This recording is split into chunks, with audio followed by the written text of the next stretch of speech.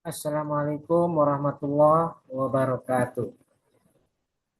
Bismillahirrahmanirrahim. Alhamdulillahirabbil alamin. Wa bihi nasta'in wa ala umuri dunya waddin. Wassalatu wassalamu ala asyrafil anbiya'i wal mursalin sayyidina wa maulana Muhammadin wa ala alihi wa sahbihi ajmain. Rabbi shrah li sadri wa yassir li amri wahlul 'uqdatam min lisani yafqahu qawli amma ba'du. Baik, perkuliahan hari ini kita buka bersama-sama dengan membaca lafaz basmalah. Bismillahirrahmanirrahim. Baik, mahasiswa HKI semester 4 kelas A dan B.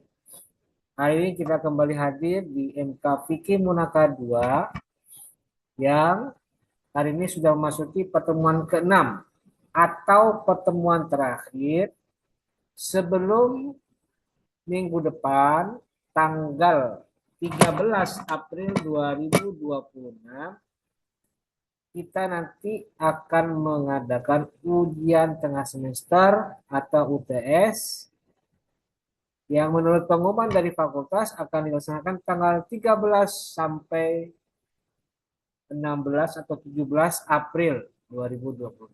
Jadi ini hari terakhir, pertemuan terakhir. Sebelum minggu depan kita akan mengadakan UTS. Dan perlu kalian ingat bahwa UTS nanti akan saya umumkan paling enggak untuk HKIA akan diumumkan pada besok ya, tanggal 14 hari Selasa jam 9 pengumumannya akan muncul. Dan untuk yang kelas HKIB hari Kamis pengumumannya hari Jumat ya. Yang saya bedakan karena memang berbeda dari sisi waktu walaupun pengumumannya sama. Jadi nanti bisa dibaca untuk yang HKIA hari Selasa besok tanggal 7 besok, dan untuk yang HKIB itu hari Jumat tanggal 10 ya. Oke, baik.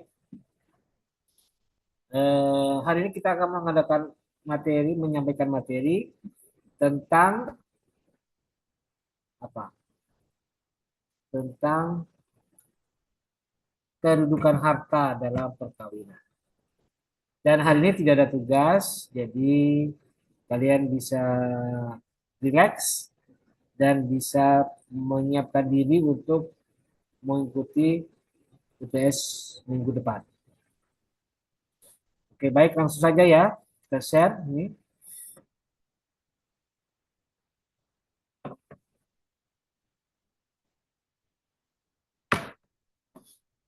Nah, ini dia.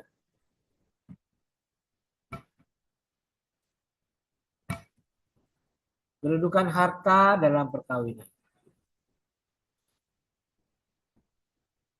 Materinya ada dua, harta bawaan dan harta bersama suami istri. Oke, baik, perlu kalian ketahui bahwa materi harta ini atau pengertian harta dan lain sebagainya, atau mungkin berkaitan dengan harta bersama, itu secara khusus tidak ada penjelasannya di dalam fikih klasik. Tidak ada penjelasannya. Jadi tidak ada penjelasan mengenai harta istri, apa itu harta suami, apa itu harta bersama suami dan istri. Secara harfiah, secara istilah, pengertian-pengertiannya itu bergabung dengan pengertian lain. Dan biasanya harta itu ada pembahasannya di dalam materi fikih muamalah. Apa itu harta? Itu ada penjelasannya secara umum di dalam materi tentang harta dalam fikih muamalah. Secara khusus bagaimana status harta bersama suami istri tidak ada penjelasannya. Jadi saya akan menjelaskan saja pengertiannya apa dan bagaimana seperti halnya yang ada di dalam fikih muamalah. Dan mungkin bisa Anda tengok juga nanti di fikih muamalah apa itu pengertian harta dan lain sebagainya. Ya, di sini saya akan jelaskan harta Apa itu harta? Berdasarkan hukum positif. Nah, itu ada di sini. Ada porsinya, ada penjelasan secara khusus. Dan sumbernya adalah Undang-Undang Nomor 1 Tahun 74 tentang perkawinan. Jadi dalam pasal 35 Undang-Undang Nomor 1 Tahun 74 disebutkan bahwa harta benda yang diperoleh selama perkawinan itu menjadi harta bersama. Jadi kalau seorang istri menikah dengan suaminya dan dia belum bekerja, maka ketika istri itu bekerja di saat dalam perkawinan, maka itu bisa disebut sebagai harta bersama. Karena istri itu bekerja atau suami juga bekerja, itu dalam statusnya sebagai suami dan istri dalam sebuah perkawinan. Maka apa yang didapatkan itu menjadi harta bersama. Nah, di Indonesia istilah itu bisa bermacam-macam harta bersama ini. Kalau di Aceh atau di Jawa itu gono gini atau gana gini. Di Aceh itu heretak siharkat atau di Minangkabau harta suorang. Di Sunda guna kaya atau tumpang kaya. Di Makassar atau Bugis itu barang cakar dan lain-lain. Istilahnya berbeda-beda. Atau mungkin yang paling populer kita kenal di Jawa itu gonogini. Itu harta bersama. Nah, dalam perkawinan ada 3 kemungkinan jenis harta dalam keluarga. Apa saja? Pertama, harta milik suaminya saja. Yaitu harta milik suami tanpa ada hak kepemilikan istri. Seperti harta suami sebelum menikah, atau harta hasil kerja suami yang bukan untuk nafkah, harta hibah untuk suami, atau harta waris suami. Itu harta milik suami saja. Itu yang pertama. Yang kedua, harta milik istri saja. Yaitu harta milik istri tanpa ada hak kepemilikan suami. Misalnya, harta istri sebelum menikah. Atau harta hasil kerja istri tanpa mengganggu kewajibannya sebagai istri. Istri bekerja, kemudian mendapatkan penghasilan. Nah, penghasilan itu tidak termasuk ke dalam harta keluarga karena istri bekerja secara mandiri. Dan memang seperti itu. Harta suami jika diperoleh dari hasil bekerja untuk mencari nafkah menjadi harta bersama. Tapi kalau harta istri itu bisa terlepas dari harta bersama. Atau harta hibah untuk istri. Istri dapat hadiah dari orang lain atau dari pihak lain dan itu menjadi harta milik istri saja. Dan juga harta waris istri. Nah, itu dua kemungkinan yang kedua. Dan yang ketiga adalah harta bersama, yaitu harta milik bersama seperti hibah kepada bersama atau harta setelah terjadi pernikahan. Jadi 3 kemungkinan itu ya, harta milik suami saja, milik istri saja, dan yang ketiga harta bersama. Nah, ini hadisnya di mana seorang istri berhak untuk meminta nafkah kepada suami bahkan sekalipun suaminya seorang yang pemalas atau mungkin tidak memberikan nafkah tapi karena memang menjadi kewajiban suami menafkahi istri maka istri bisa mengambil uang atau mengambil nafkah dari suaminya meskipun suaminya tidak memberikan. Misalnya kejadian ketika Nabi dilapori oleh Hindun binti Utbah yang mengatakan, "Ya Rasul, Abu Sufyan suamiku ini orangnya pelit. Rajulun misikun, pelit. Dan dia karena pelitnya tidak pernah memberikan aku makan dan anak-anakku juga demikian. Fahal alayya harajun an ut'ima minalladzi alahu iyalana. Pelit dan tidak kasih aku makan. Kata Nabi, la haraja alaiki ay antut imihim bil ma'ruf. Ya ambil saja buat kamu makan dan anakmu makan. Meskipun suamimu tidak memberikan, ambil saja. Colong saja, tidak apa-apa. Karena itu hak hak kamu dari Sufyan, dari Abu Sufyan. Jadi karena saking apa namanya, saking pelitnya suami tidak memberikan nafkah, maka istri juga boleh untuk mengambil tanpa sepengetahuan suami, mengambil sebagian hartanya untuk digunakan sebagai memenuhi kebutuhan hidup istri dan anak-anaknya.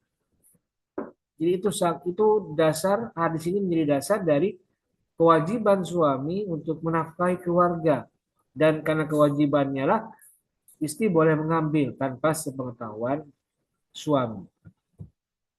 Nah sekarang karena tadi sudah dijelaskan bahwa di dalam materi ini tidak ada dalil, tidak ada pandangan ulama yang menjelaskan tentang harta bersama atau harta bawaan, maka yang menjadi patokannya adalah undang-undang hukum Islam, undang-undang atau undang-undang hukum positif yang mengatur tentang nafkah. Nah, kita lihat di Undang-Undang Nomor 1 Tahun 74 di pasal 35 disebutkan harta benda dalam perkawinan. Pasal 1 ayat 1 menjelaskan bahwa harta benda yang diperoleh selama perkawinan itu menjadi harta bersama. Kemudian harta bawaan dan masing-masing suami dan istri dan harta benda yang diperoleh masing-masing sebagai harta warisan adalah di bawah penguasaan masing-masing sepanjang pihak tidak menentukan lain. Jadi harta bawaan itu menjadi hak masing-masing. Suami punya harta bawaan di luar kewajiban menafkahinya, dan istri juga punya harta bawaan. Dan itu di luar dari harta bersama. Nah, di pasal 36 disebutkan harta bersama suami istri bisa bertindak atas persetujuan kedua belah pihak. Jadi kalau harta bersama ya harus ada persetujuan, istri bersetuju, suami juga setuju. Karena harta bersama. Mengenai harta bawaan masing-masing, ini harta bawaan ya. Suami atau istri punya hak sepenuhnya untuk melakukan perbuatan hukum mengenai harta benda. Jadi artinya apa? Artinya tidak perlu ada persetujuan bersama, diserahkan untuk urusan harta bawaan itu masing-masing punya wewenang untuk mentasarufkan harta tersebut. Jadi haknya mutlak ada di tangan masing-masing. Jadi kalau suami punya harta bawaan, ya itu suami yang tentukan sendiri. Istri punya harta bawaan, istri yang menentukan sendiri. Pasal 37, bila perkawinan putus karena perceraian, harta bersama diatur menurut hukumnya masing-masing. Jadi nanti kalau misalnya ada perceraian, maka nanti suami istri mengajukan permohonan bagaimana mengenai pembagian harta bersama atau harta gono gininya. Jadi suami bekerja di masa pernikahan, mendapatkan hasil, ada aset yang dimiliki. Nah nanti ketika perceraian terjadi, aset itu harus dibagi, harus ditentukan. Dan nanti majelis hakim akan menentukan harta ini milik siapa dan jatuh kepada siapa. Tapi ingat, harta bersama saja, bukan harta bawaan. Nanti dipisah. Ini harta bersama bukan, masuk harta bersama. Ini bukan, ternyata masuk harta bawaan. Berarti nanti dibagi hanya yang tergolong ke dalam harta bersama. Nah, di KHI bagaimana ketentuannya? Di pasal 85 disebutkan bahwa adanya harta bersama dalam perkawinan tidak menutup kemungkinan adanya harta milik masing-masing suami atau istri. Jadi ada harta bersama tapi juga ada harta bawaan masing-masing. Jadi KHI atau Kombinasi Hukum Islam masih memberikan ruang yang terbuka untuk menentukan harta bersama dan harta bawaan. Pasal 86 disebutkan ayat 1, pada dasarnya tidak ada percampuran antara harta bersama dan tidak ada percampuran antara harta suami dan harta istri karena perkawinan. Jadi tetap dipisah. Mesti dulu sebelum menikah sudah punya harta, sudah punya aset, ya itu dipisah. Jadi tidak ada percampuran antara harta suami istri dengan harta bersama. Artinya harta istri tetap menjadi hak istri dan juga harta suami tetap menjadi hak suami. Kemudian di pasal 87 disebutkan harta bawaan masing-masing suami dan istri dan harta yang diperoleh masing-masing sebagai hadiah atau warisan adalah di bawah penguasaan masing-masing. Jadi harta bawaan itu bisa berupa harta hadiah atau warisan yang itu menjadi hak prerogatif masing-masing suami istri. Nah, itu pasal 87. Pasal 88. Apabila terjadi perselisihan antara suami istri tentang harta bersama ya, maka penyelesaian perselisihannya diajukan ke pengadilan agama. Nanti pengadilan agama akan menentukan ini harta bersama, lalu siapa yang berhak menguasai pasca terjadinya perceraian. Kemudian pasal 89, suami bertanggung jawab menjaga harta bersama, harta istri maupun harta sendiri. Jadi kewajiban mengatur, kewajiban mengawasi dan bertanggung jawab atas keamanan harta bersama dan juga harta yang lain, harta istri ataupun harta suami itu ada di dalam pengawasan tanggung jawab dari suami. Misalnya suami istri punya aset pribadinya berupa mobil. Nah, mobil itu juga di dalam tanggung jawab suami walaupun itu milik istri. Karena itu bagian dari tanggung jawab suami sebagai kepala rumah tangga. Demikian juga istri di pasal 90 disebutkan istri bertanggung jawab menjaga harta bersama maupun harta suami yang ada padanya. Pasal 91 disebutkan mengenai harta bersama. Ini ada penjelasannya, silakan dibaca sendiri. Yang jelas di poin atau ayat 4 disebutkan, ini penjelasan khususnya, harta bersama dapat dijadikan sebagai barang jaminan. Jadi boleh menjadi barang jaminan, misalnya surat tanah. Itu harta didapatkan saat terjadi pernikahan. Itu bisa dijadikan jaminan oleh salah satu pihak suami atau istri, tapi atas persetujuan pihak lain. Misalnya istri minta izin sama suaminya, boleh nggak ini tanah ini aku jaminkan sebagai borok untuk usaha saya, boleh nggak? Harus ada izin dari suami. Ya, itu ketentuannya. Kemudian pasal 92, suami atau istri tanpa persetujuan pihak lain tidak dibolehkan menjual atau memindahkan harta bersama. Jadi tidak boleh tanpa sepengetahuan pasangannya, seorang suami atau istri itu menjual atau meminjamkan kepada pihak lain. Tidak boleh, harus izin dulu, ya. Karena ini statusnya harta bersama. Demikian juga di pasal 93, pertanggungjawaban hutang suami atau istri dibebankan kepada hartanya masing-masing. Jadi kalau itu hubungannya dengan harta atau hutang yang bersifat pribadi, bukan urusan bersama, harus dibebankan kepada hartanya masing-masing, atau harta suami atau harta istri. Nah, kalau itu berhubungan dengan urusan keluarga, misalnya hutang keluarga, ya boleh dibebankan kepada harta bersama. Jadi sama seperti status harta, juga status hutang.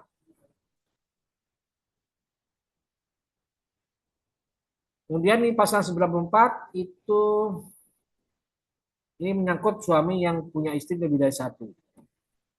Harta bersamanya bagaimana? Disebutkan di ayat 1, Harta bersama dari perkawinan seorang suami yang mempunyai lebih dari seorang istri itu terpisah dan berdiri sendiri. Jadi ya harus beda. Istri pertama harta beda, istri kedua hartanya beda dan seterusnya. Kemudian di ayat kedua, pemilikan harta bersama dari perkawinan seorang suami yang lebih mempunyai istri lebih dari satu dihitung pada saat berlangsungnya akad perkawinan yang kedua, ketiga atau keempat. Jadi statusnya gimana? Nanti akan ditentukan pada saat akad kedua, istri kedua atau akad istri ketiga, empat dan seterusnya. Jadi nanti ditentukan. Oh ini statusnya milik istri kedua. Oh statusnya ini milik istri ketiga dan statusnya ini milik istri keempat disebutkan. Makanya seorang suami yang mau menikah lebih dari satu ya harus mampu, harus punya kemampuan bersikap adil, menafkahi dan lain sebagainya. Kalau pas-pasan, kantongnya kempes ya nggak mungkin, tidak sembarangan, gitu ya. Kemudian pasal 95, ini menyangkut apa? Sita jaminan atas harta bersama tanpa adanya permohonan gugatan cerai apabila salah satu melakukan perbuatan yang merugikan dan membahayakan harta bersama seperti judi, mabuk, boros dan sebagainya. Ini menyangkut apa? Menyangkut status sita jaminan. Artinya sita jaminan itu harus melihat status perkawinan. Jadi tidak boleh suami memindahkan kepada orang lain,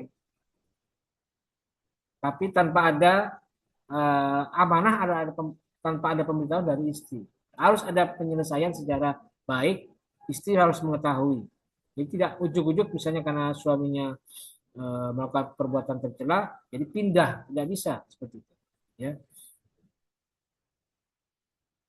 Oke, kemudian pasal 96. Apabila terjadi cerai mati, maka separuh harta bersama menjadi hak pasangan yang hidup lebih lama. Jadi ya, kalau suaminya meninggal, harta bersama milik istrinya yang masih hidup. Pasal 96 ayat 2, pembagian harta bersama bagi seorang suami atau istri atau suaminya hutang harus ditangguhkan sampai ada kepastian matinya yang hakiki atau matinya secara hukum atas dasar putusan pengadilan agama. Jadi kalau nanti apa itu suaminya, misalnya contohnya suaminya meninggal, maka pembagian hartanya harus memastikan dulu kepastian surat keterangan meninggal secara resmi, baru nanti dibagi, baru nanti diserahkan. Ini harus ada keterangan terlebih dahulu. Kemudian pasal 97, janda atau duda cerai masing-masing berhak seperdua dari harta bersama sepanjang tidak ditentukan lain dalam perjanjian perkawinan. Dia pasti dapat separuhnya. Nah, itulah tadi materi kita hari ini tentang harta dalam perkawinan. Ya, memang semuanya tidak ada keterangan mazhab mengenai harta bersama ya, karena memang tidak diatur. Tapi kita lebih fokus pada aturan yang berkenaan dengan hukum positif. Maka tadi tidak ada pendapat mazhab, yang ada adalah Undang-Undang Nomor 1 Tahun 74 dan kompilasi hukum Islam. Oke, saya kira itu. Jika ada pertanyaan bisa kalian tulis di kolom komentar yang ada di YouTube channel ataupun yang ada di Google Classroom. Baik, saya kira itu dan saatnya saya ucapkan selamat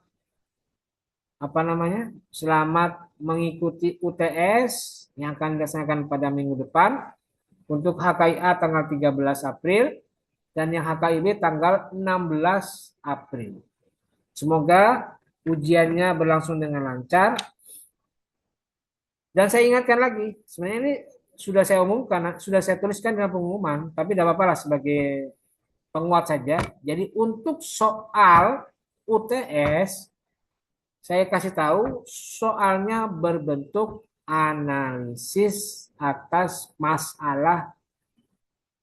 satu permasalahan dari seluruh materi yang sudah saya berikan. Misalnya dari materi tentang khidbah, materi tentang walimah, materi tentang nafkah, dan materi tentang yang hari ini, tentang harta.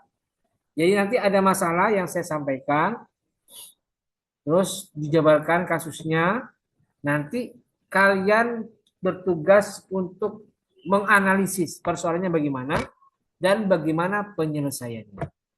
Jadi ini murni analisis, temanya analisis dan solusinya bagaimana.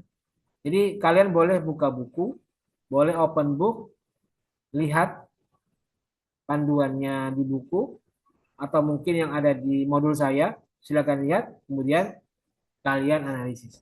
Tapi ingat, waktunya hanya 1 jam. Jadi jangan buang-buang waktu. Manfaatkan waktu sebaik mungkin supaya kalian tepat waktu. Ya, itu yang paling penting. Jangan sampai lewat waktu supaya tidak habis waktunya. Jadi ingat, waktu hanya 1 jam atau 60 menit. Manfaatkan dengan sebaik-baiknya untuk mengisi soal di Google Classroom, di Google Form. Dan nanti kalau sudah selesai jam 14.00 akan habis. Jadi diperhatikan waktunya ya. Soalnya hanya 5. Soalnya hanya 5. Jadi silakan kerjakan dengan waktu yang terbatas dan manfaatkan dengan sebaik-baiknya. Boleh buka buku tapi waktu diperhatikan. Oke, saya kira itu ya untuk pertemuan kita hari ini. Terima kasih dan mari kita akhiri bersama-sama dengan membaca lafaz hamdalah. Alhamdulillahirabbil alamin. Terima kasih wallahul muwaffiq ila aqwamit thoriq. Wassalamualaikum warahmatullahi wabarakatuh.